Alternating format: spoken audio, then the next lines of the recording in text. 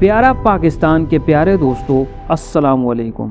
دوستو، آج کی اس ویڈیو میں ہم آپ کو لاہور میں 100 بچوں کو انتہائی بے دردی اور سفاکی سے قتل کرنے والے سیریل کلر جاوید اقبال کی زندگی اور اس کے جرم سے متعلق انتہائی اہم معلومات دیں گے۔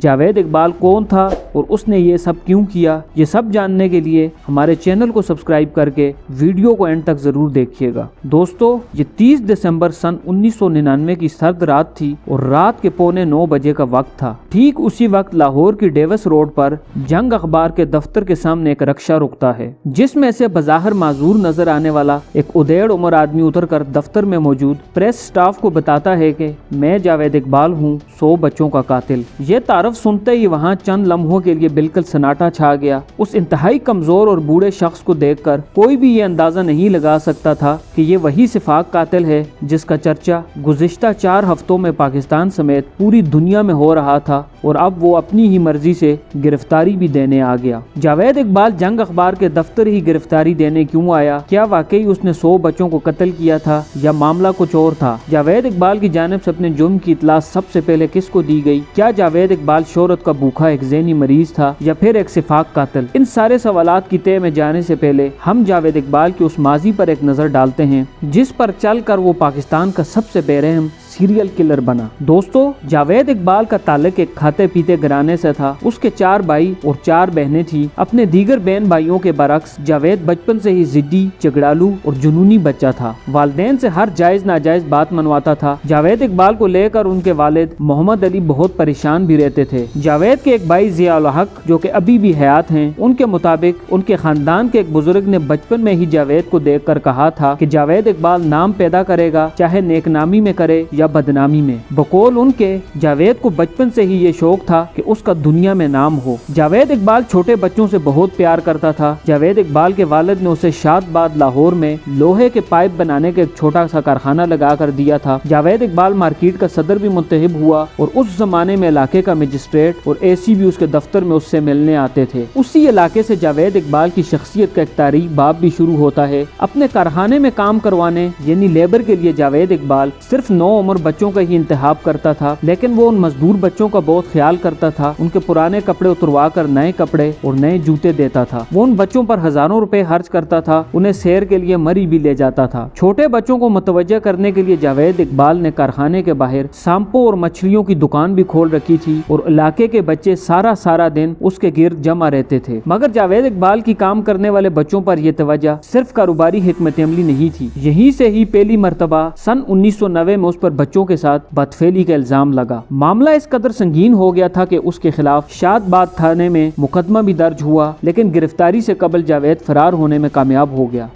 علاقے کے معززین نے اکٹھے ہو کر جاوید اقبال کو شاد باغ سے ہمیشہ کے لیے علاقہ بدر کر دیا، کیونکہ علاقہ معززین کے سامنے جاوید اقبال نے تسلیم کیا تھا کہ اس سے بچوں کے ساتھ جنسی زیادتی کی غلطی سرزد ہوئی ہے۔ عجیب بات یہ ہے کہ جاوید اقبال نے 2 شادیاں بھی کی، مگر دونوں ہی ناکام رہی۔ دونوں بیویوں سے اس کی ایک بیٹی اور ایک بیٹا ہے۔ اس سانحہ سے کئی سال قبل ہی جاوید اقبال کے تمام قریبی رشتہ دار اس سے مکمل قطع تعلقی کر کے ملنا جلنا چھوڑ چکے تھے۔ بچوں سے زیادتی کے الزام میں جاوید اقبال پر دوسرا مقدمہ سن 1998 میں یعنی بچوں کے قتل کے واقعے سے 1 سال قبل لاہور کے تھانہ لوور مال میں درج ہوا۔ دوسرے مقدمے میں جاوید اقبال کچھ عرصہ ہی جیل میں رہنے کے بعد ضمانت پر رہا ہو گیا۔ بچوں کے ریپ کے معاملے سے ہٹ کر جاوید اقبال کو زندگی میں بے تحاشا پیسہ کمانے، اسے دکھانے اور خرچ کرنے کا شوق تھا، اور ساتھ ہی وہ شہرت کا بھی بے انتہا بھوکا تھا۔ جاوید اقبال کا دماغ کمپیوٹر کی طرح کام کرتا تھا۔ اس نے اپنے کمرے میں گورنر پنجاب غلام جیلانی کی تصویر لگائی ہوئی تھی اور اکثر مرنے والوں کو کہا کرتا تھا کہ گورنر جیلانی اس کا ذاتی دوست ہے۔ جاوید اقبال کے چند اور شوق بھی تھے، جن میں اسلحہ رکھنا، فوٹوگرافی، سانپ پالنا، فلمیں دیکھنا اور بااثر لوگوں سے دوستی کرنا۔ یہ سب مہنگے شوق تھے اور وہ اسے لوگوں کی نظر میں بھی لاتا تھا، لیکن ساتھ ہی ساتھ جاوید اقبال پارٹ ٹائم صحافی بھی تھا۔ وہ ایک ماہانہ رسالے اینٹی کرپشن کا ایڈیٹر تھا۔ اسی رسالے کے ذریعے جاوید اقبال نے بہت سے پولیس والوں سے دوستی بھی بنا رکھی تھی۔ سن 1993 میں جاوید اقبال نے رانا ٹاؤن لاہور میں کئی کنال جگہ خرید کر وہاں ایک بنگلہ بنایا جہاں وہ کام کرنے والے بچوں کو رکھتا تھا۔ اس کے پاس ایک جیپ بھی تھی جس میں وہ بچوں کو مری تک سیر کے لیے لے جاتا تھا۔ سن 1998 میں جاوید اقبال لاہور کے علاقے غازی آباد میں رہائش پذیر تھا جب اس کے ساتھ ایک ایسا واقعہ پیش آیا جو اسے موت کے دہانے پر لے آیا۔ بعد میں اسی واقعے کو بنیاد بنا کر جاوید اقبال نے 100 بچوں کے قتل کا منصوبہ بنایا۔ وہ واقعہ جاوید اقبال کی اپنی ذاتی ڈائری کے مطابق کچھ یوں تھا۔ 17 ستمبر سن 1998 کی ایک رات کو اس کے 2 نئے کم سن ملازمین نے رات میں چھوٹے بچے ارباب نامی ملازم سے جنسی زیادتی کی کوشش کی اور شور مچانے پر اسے قتل کر دیا، جبکہ خود اس کو بھی سوتے میں مار کر گھر سے پیسے چرا کر بھاگ گئے۔ ڈائری کے برعکس اس واقعے کی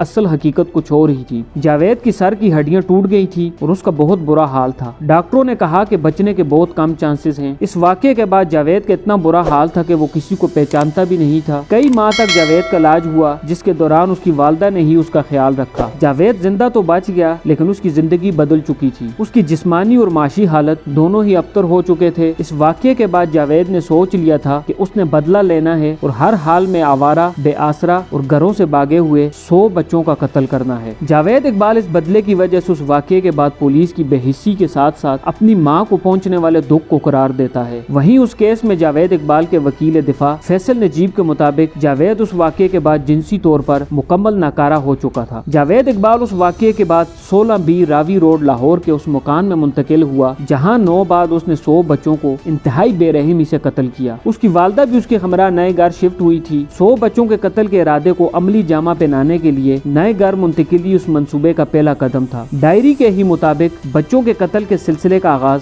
20 جون سن 1999 کو ہوا اور 26 جولائی کو اس کی والدہ کے انتقال کے بعد اس میں تیزی آتی گئی۔ اسی ڈائری کے مطابق آخری قتل 13 نومبر سن 1999 کو کیا گیا۔ جاوید اقبال زیادہ تر گھر میں بیڈ پر بیٹھا ٹی وی پر انگریزی فلمیں دیکھتا رہتا تھا، کبھی کبھار باہر بھی چلا جاتا تھا، وہاں پر اس سے کوئی بھی ملنے نہیں آتا تھا۔ جاوید اقبال کو کرائے پر مکان دلوانے والے پراپرٹی ڈیلر سید منیر حسین شاہ آج بھی یہ ماننے کو تیار نہیں کہ جاوید اقبال نے اسی گھر میں 100 بچے مار دیے تھے۔ ان کے مطابق اس وقت گلی میں صرف 4 گھر تھے اور گلی کے باہر پنکچر لگانے والا اور چائے والا بھی ہوتا تھا۔ کبھی کسی نے نہیں کہا کہ وہاں سے تیزاب یا کچھ جلنے کی بدبو آتی ہے۔ ان کے ایک پڑوسی عبدالجبار جن کا گھر جاوید اقبال کے گھر کے بالکل سامنے تھا، ان کے بقول انہوں نے کبھی بھی کسی بچے کو جاوید اقبال کے گھر یا اس گلی سے آتے جاتے نہیں دیکھا تھا۔ انتہائی حیران کن طور پر جاوید اقبال نے اس کیس کے منظر عام پر آنے سے کچھ ہی عرصہ پہلے پولیس کے اعلیٰ حکام کے نام خطوط لکھے جس میں اس نے 100 بچوں کو قتل کرنے کا اعتراف کرتے ہوئے تمام تفصیلات بھی مہیا کی کہ اس نے وہ قتل کیسے، کب اور کہاں کیے تھے اور اس واردات کو انجام دینے کو اس کا مقصد کیا تھا۔ ایسا ہی ایک خط اس وقت کے DIG لاہور کے پاس پہنچا جنہوں نے DSP CIA طارق کموا کو اس خط کی حقیقت کا سراغ لگانے کا ٹاسک سونپا۔ دوران تفتیش اس وقت کے DSP طارق کموا نے جاوید اقبال کو یہ کہہ کر چھوڑ دیا کہ یہ ایک نیم پاگل بوڑھا شخص یہ بلا کیسے 100 بچوں کو قتل کر سکتا ہے۔ جاوید اقبال کے اس جرم کے پیچھے ایک وجہ اس کی شہرت کی بھوک بھی تھی، کیونکہ جب جاوید نے دیکھا کہ پولیس کو لکھے گئے خط کے باوجود کچھ نہیں ہوا تو اس نے ایک ہفتے بعد وہی خط جنگ اخبار کو بھیج دیا۔ یہ خط 2 دسمبر 1999 کو جنگ اخبار لاہور کے نام لکھا گیا تھا۔ وہ کافی وزنی لفافہ تھا جس میں 75 بچوں کی ایک ہی کمرے میں کھینچی گئی تصاویر تھی اور یہ تحریری دعویٰ تھا کہ 16B راوی روڈ کے مکان میں 100 بچوں کے قتل کے شواہد موجود ہیں۔ جنگ اخبار کے صحافی جمیل چشتی سب سے پہلے پولیس کے ساتھ گھر کے اندر داخل ہوئے تو ایک کمرے میں ڈرم میں گوشت کا ٹکڑا دیکھ کر وہ وہیں بے ہوش ہو گئے۔ پولیس نے جائے وقوع پر ڈرم میں موجود انسانی باقیات سے لوہے کا ایک کڑا بھی برآمد کیا، جبکہ 77 بچوں کے جوتوں کے جوڑے اور 100 بچوں کے کپڑے بھی الگ الگ تھیلوں میں پیک کیے ہوئے ملے۔ جاوید اقبال کے ہاتھ سے لکھے ہوئے متعدد پمفلٹس بھی ملے جن پر درج تھا کہ اس نے 100 بچوں کو قتل کر کے تیزاب کے ڈرم میں ڈال دیا۔ اس گھر سے انسانی بالوں سے بھرے 2 جگ اور پہلے کمرے سے 16 انچ لمبی لوہے کی چین بھی ملی۔ بیڈ کے سائڈ ٹیبل سے بچوں کی تصاویر کا ایک البم اور 3 ڈائریاں بھی ملی جو ملزم جاوید اقبال نے لکھی تھی۔ ان میں سے ایک ڈائری میں بچوں کے نام درج تھے جبکہ دوسری میں بچوں کو قتل کرنے کے طریقے کے بارے میں لکھا ہوا تھا۔ 3 دسمبر کو یہ خبر دنیا بھر میں آگ کی طرح پھیل گئی۔ بچوں کی تصاویر دیکھ کر انسانی جمع غفیر تھانہ راوی روڈ جمع ہو گیا۔ کئی لاپتہ بچوں کے والدین گھر سے برآمد ہونے والے بچوں کے کپڑوں اور جوتوں میں اپنے بچوں کو تلاش کرتے ہوئے دہاڑے مار مار کر روتے رہے۔ اس وقت ملک میں نواز شریف کی حکومت کا تختہ الٹے زیادہ وقت نہیں گزرا تھا۔ جنرل پرویز مشرف کی نئی نویلی حکومت کے لیے یہ ایک ٹیسٹ کیس بن گیا تھا۔ پولیس حکام اب مزید اس کیس سے پہلو تہی نہیں کر سکتے تھے، لیکن اب وہی مجرم جو پہلے پولیس کو اپنے جرم کی اطلاع خط کے ذریعے خود کرتا رہا اب وہ بالکل غائب ہو چکا تھا۔ جاوید اقبال کا کہیں نام و نشان نہیں مل رہا تھا۔ پولیس نے ان تمام افراد کو گرفتار کر لیا جن کا اس سے کسی بھی قسم کا کوئی بھی تعلق تھا۔ پولیس نے کسی کو نہیں نہیں چھوڑا، بس ہاتھ نہ آیا تو جاوید اقبال۔ ملزم جاوید اقبال کی بہن نے پولیس کو بتایا کہ ملزم کے پاس 10-10 ہزار کے 3 بانڈز کے علاوہ کچھ بھی نہیں ہے۔ پولیس نے پاکستان بھر میں اس بینک کی برانچوں کو خبردار کر دیا کہ کوئی بھی اگر ان بانڈز کو کیش کروانے آئے تو فوری طور پر پولیس کو اطلاع دی جائے۔ جب تک پولیس کا پیغام بینکوں تک جاتا تب تک جاوید اقبال دینا جیلم سے ایک بانڈ کیش کروا چکا تھا۔ دوسرا بانڈ کیش کروانے یہ سرائے عالمگیر کے ایک بینک گیا۔ سرائے عالمگیر کے اس بینک میں جاوید اقبال نے خود جانے کے بجائے اپنے ملازم نما کم عمر دوست ندیم اور ساجد کو بھیجا اور خود باہر کھڑا رہا۔ جیسے ہی انہوں نے کیشیئر کو چیک دیا، اس نے آواز لگائی کہ بینک کا دروازہ بند کر دو، یہ وہی بندہ ہے جس نے 100 بچوں کو مارا ہے۔ جاوید اقبال باہر سے یہ دیکھتے ہوئے فرار ہو گیا، لیکن ساجد اور ندیم پکڑے گئے۔ دوران تفتیش دونوں بچوں نے پولیس کو بتایا کہ ان کے پاس ایک کمبل تھا اور یہ زیادہ تر ہوٹلوں کے بجائے غاروں میں ہی رہتے تھے، جس کی وجہ سے وہ پولیس کی گرفت میں نہ آ سکے۔ یوں پھر بالآخر 30 دسمبر سن 1999 کی رات کے 8:45 بجے جاوید اقبال خود ہی گرفتاری دینے جنگ کے دفتر پہنچ گیا۔ اس وقت اس کے چہرے پر جنونیت سی تھی، داڑھی بڑی ہوئی، سر پر میلی سی ٹوپی پہنی ہوئی تھی۔ اس کی تلاشی لی گئی تو اس کے پاس سے سائنائڈ کی گولیاں بھی برآمد ہوئی۔ اس کے پاؤں تیزاب کی وجہ سے بری طرح جلے ہوئے تھے۔ صحافی جمیل چشتی نے اس روز جنگ کے دیگر اسٹاف سمیت قریباً 2 گھنٹے تک جاوید اقبال کا تفصیلی انٹرویو ریکارڈ کیا۔ جاوید اقبال نے 100 بچوں کو قتل کرنے کی یہ وجہ بتائی کہ اس پر ایک جان لیوا حملہ ہوا تھا، جس کی وجہ سے اس کی ماں صدمے سے چل بسی۔ اس کے بعد اس نے تہیہ کر لیا تھا کہ ان بچوں کی وجہ سے اس کی ماں مری ہے تو وہ 100 بچوں کی ماؤں کو اب ہر حال میں رلائے گا۔ اس دوران پولیس اور دیگر سیکورٹی ادارے بھی وہاں پہنچ چکے تھے۔ جیسے ہی انٹرویو ختم ہوا، جاوید اقبال کو گرفتار کر لیا گیا۔ پولیس کے مطابق جاوید بول چال میں بالکل ٹھیک تھا، وہ بہت مطمئن تھا اور اسے کسی قسم کی کوئی ندامت نہیں تھی۔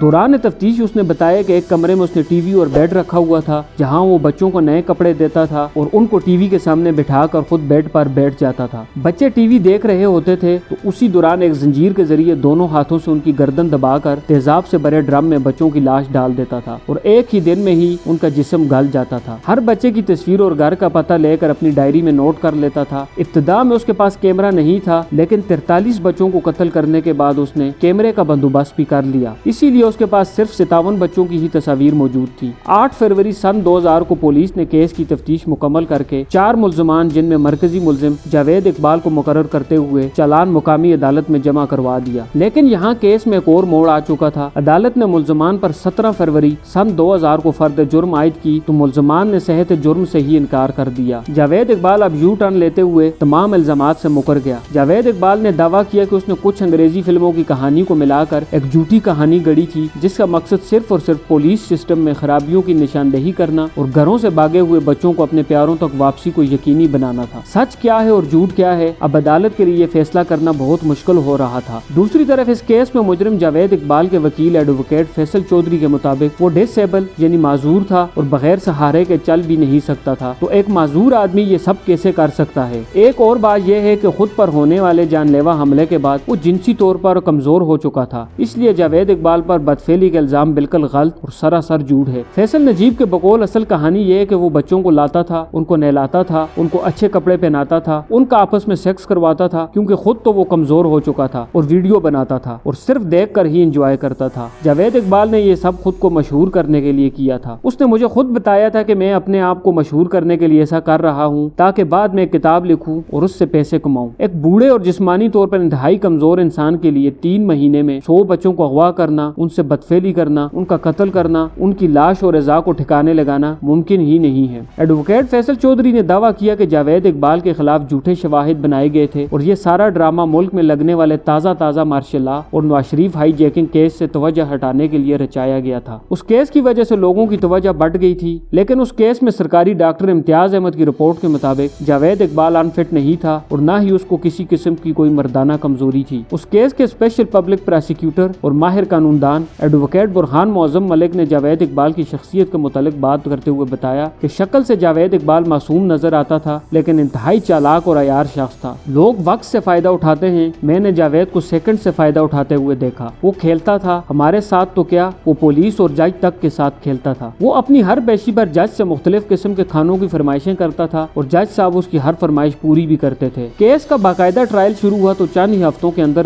یعنی 16 مارچ سن 2000 کو جج اللہ بخش رانجھا نے اس تاریخی کیس کا فیصلہ سناتے ہوئے ملزم جاوید اقبال اور ساجد کو قصاص کے تحت سزا سناتے ہوئے حکم دیا کہ مینار پاکستان کے سامنے متاثرہ والدین کی موجودگی میں اس کے جسم کے 100 ٹکڑے کر کے تیزاب में पिघला दिए जाएं। उस अदालती फैसले की जहां अमूमी तौर पर पजीराई हुई, वहीं कुछ वकला, इंसानी हकूक की तंजीमों और चंद संजीदा हलकों ने तनकीद भी की और उस फैसले को खिलाफ आइन व कानून करार दिया। बकौल सहाफी जमील चिश्ती के फैसले वाले दिन भी वो अदालत में मौजूद थे। मैं सोच रहा था कि सजा सुनकर जावेद इकबाल बेहोश न हो जाए, लेकिन उसने हंसकर मेरी तरफ देखा और ऐसे हाथ खिलाया जैसे कि मेरा शुक्रिया अदा कर रहा हो। बाद में जब उसे पुलिस वैन में बिठाने लगे तो मेरे गले लगकर उसने मुझे कहा, मैं आपका मशकूर हूँ कि आपकी वजह से मेरा मिशन पूरा हो गया। इस हाई प्रोफाइल केस का फाइनल फैसला सुनाने वाले जज जस्टिस रांझा ने जावेद इकबाल के ज़हनी तवाज़ुन के बारे में बताया कि जावेद इकबाल को नफ्सियाती मसाइल जरूर थे, लेकिन ज़हनी तौर पर वो बिल्कुल ठीक था। जावेद इकबाल एक शिकारी था जिसके पास लाइसेंस याफ्ता बंदूकें भी थी। अदालती फैसले के बाद उस केस की अपील लाहौर हाई कोर्ट के डिवीजनल बेंच के सामने लगी, जहां अभी केस की सुनवाई होनी थी